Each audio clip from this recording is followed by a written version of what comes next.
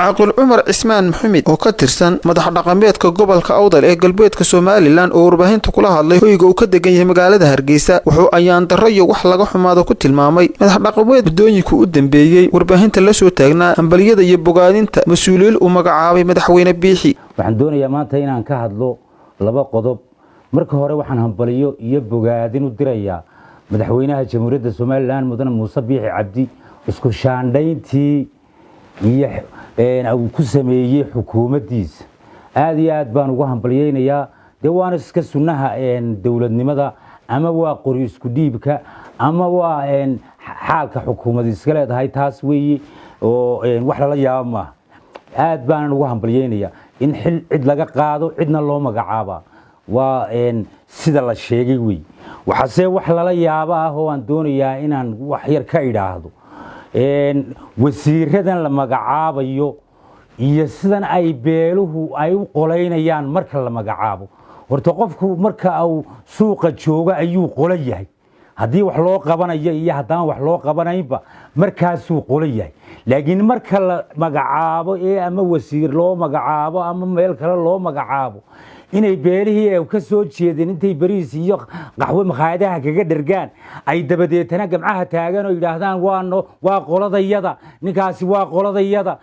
qoladayada ay yiraahdaan waa wax qarannimada ku ceeba way dawladahan aynu jaarka nahay hadaad wax kala garan weydaan wali lama arag dawladda Itoobiya ama Kenya ama Soomaa ama Djibouti oo nin la magacaabay ay reeray intay ag taagan yihiin gamcaha intay cirka u taagan ay yiraahdaan waa reeraha iyagii waan hambalyeynana ay yiraahdaan wax la yaabaa ninka biyaha ka shaqeeyay ninka warshadaha maalgashiga loo sameeyay iyo ka arrimaha dibadda loo sameeyay ninna reerahooda ka dibadda tagayaan ma dhoofinayo reerkooda ka biyaha loo magacaabina reerkoodu ma waraabinayo ka warshadaha loo magacaabina reerkoodu warshado uma hayo laakiin waa nin qaran oo dalka wax ka qabanaya way waa ceeb bay tahay ama qarannimaday ku ceeb tahay ama ilbaxnimaday meel kaga dhacaysa in maalinba ninka la magacaabo reerka uu ka soo jeeda ay yiraahdaan waan hambalyeynaa intay baqaadaha tagaan aad iyo aad baa wax loola yaaba waxa la yiri islaam baa bari inan guuna bay lahayd oo laga guursan waay dabadeetana markaas maalintii dambe laga guursaday mar alla markii waa la guursaday ay maqashay mashxarad isla taagtay waa markaas la yiri tolo maxaa ku jira waxaan leenahay nimankani maxaa ku jira ee aad uga jeedaan ee ku qarinaysaan maxaa nimanka ku qarinaysan maxay sameey jireen maxay nimankani niman mutacalimiina bay ahaayeen saasay u joogeen dadkooday la mid ahaayeen waa la magacaabay in la magacaabaana xaq bay u leeyihiin madaxweynuhu inuu wax magacaabo iyo inuu xilka cid ka qaadana xaq buu leeyahay cidii la magacaabaana waa Soomaaliland oo xaq bay u leedahay laakiin waxaan ku jira ee odayaashu ay isla urursanayaan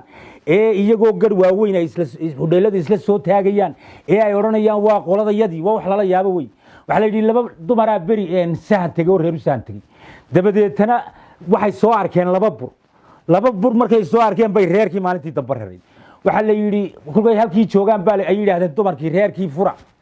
waxay yiraahdeen halkan waa abaar baa la yiri halkan soo sahan tagteen islaam waliba intay rideedii dhigta qabsatay bay burkii ay aragtay dulgeysi odayaashani wasaasuun bay yihiin inuu yaano way badan yihiin niman siyaasiyiina iyo mutacalimiina oo badan oo Soomaaliland kamida oo aan xil imiga loo magacaabin ama kuwa xil hayaabo way jiraan rag iyo dumarba kuwa meeydaan u talinayn kolkaad kan reerkiina ay taageeradiisa aad maalinta aad ku wareertaan kuwii kalena maxaad u reebteen aad iyo aad bay mushkilad u tahay anigu reerka aan ka soo jeedo 4 sano ee madaxweyne Muuse Biixi Cabdi haye xukunka wasiir looma magacaabin haddana waxari dacwo nagama cuni ايش معنا maxay sameynayaan wasiirad maxay reeraha u sameynayaan maxafiisay ka dhex furayaan reeraha dhexdooda maxay qabanayaan miyeynaan ummadahayn oo inaan soo inaga qaran iyo dawladnimo iyo madaxnimo iyo ilbaxnimo iyo tacliinba sheeganaan haddaynu maalinba ninka la magacaabo aynu shacabka u tunno ka warrama kuwii xilka laga qaaday reerahooduna maxay sameynayaan kulkaad idinku sameysaan xil magacaabay aad sidaa u batorisaan kuwii xilka laga qaaday reerihii ay ka tirsanaayeen maxay sameynayaan warsaasi waa ceeb dhaqankan iyo waxaan iska daayo dadka Soomaaliland waxaan kula talinayaa ninkii la magacaabayo iyo kii laga qaadayaaba way iska wada Soomaaliland anigu aad baan u hambalyeynaya kuwii la magacaabay iyo kuwa laga qaaday iyo kuwa la magacaabi doonaba aad baan u hambalyeynaya idinkana sidaasaan leeyahay waliba waxa haboon in la hambalyeeyo oo moralkiisa iyo arrinkiisa la dhiso ninka xilka laga qaaday baa haboon in la yiraahdo calafkii baa dhamaaday berina tana waan doqonaysaa imiga shaqo kala aad qaban doontaa waxa in la yiraahdo la sameeyo wanaagsan laakiin kiina laga aamuso kii kale maanta la qaadina shacab kulanta taasi waa doqonimo saasan ku soo gabagabeynaya waxaan ka codsanayaa madaxweynaha Jamhuuriyadda Soomaaliland xilku saaran baad gudatay kuwan mashxarada iyana waxba wanaag ha u qaadan kuwa ka aamusayna xumaan ha u qaadan waa xilku saaran oo adiga waajibkaagiyood gudatay way warsame Siciid Cali